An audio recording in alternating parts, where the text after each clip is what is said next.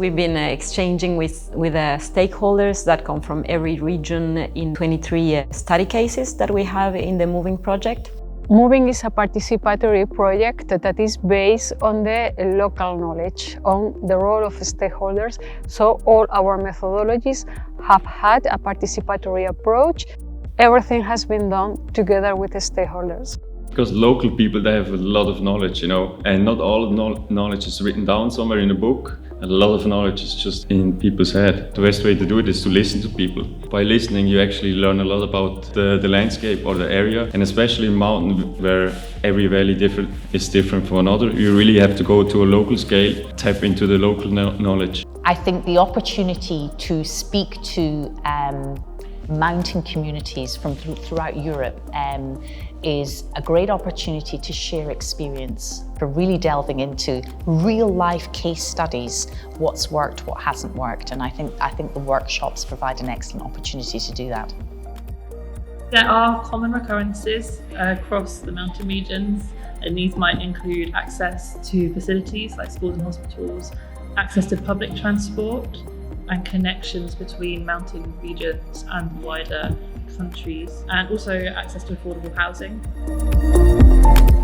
Demographic decline. This is a very serious problem because young people living from rural area, that means the next generation won't be able to face the production challenge. The other challenge is also the global heating. So it's a global trend, but anyhow is impacting a lot, damaging forests, and we know that the forests are very important for biodiversity and everything else.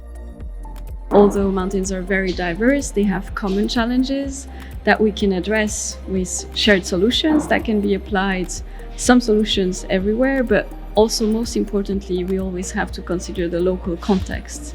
So it needs to be adapted to stakeholders' realities, the real problems they are facing in their regions. So now we have a lot of information. It's the moment to put all this together and think how can we improve the policies that support mountain areas in Europe. The most important work in the last year will be to work in the policy roadmap. This will help identify where are eventually problems that actually can be solved, and in this idea of leveraging on what is the critical points in the system to actually provide policy recommendation for a future development of the mountain areas in the direction of sustainability and resilience, actually.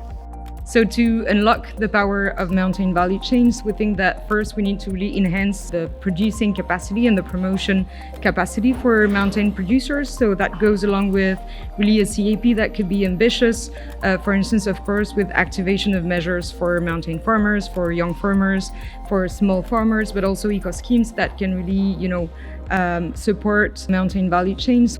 From my point of view, it's important to create better condition of living, resilience, more knowledge for the people that are already living there, better governance, and more adapted laws and policy for each and every mountain area. Yeah, and the most important part is always education and sensibilization of the people, so they understand the problem and opportunities to have to solve this problem.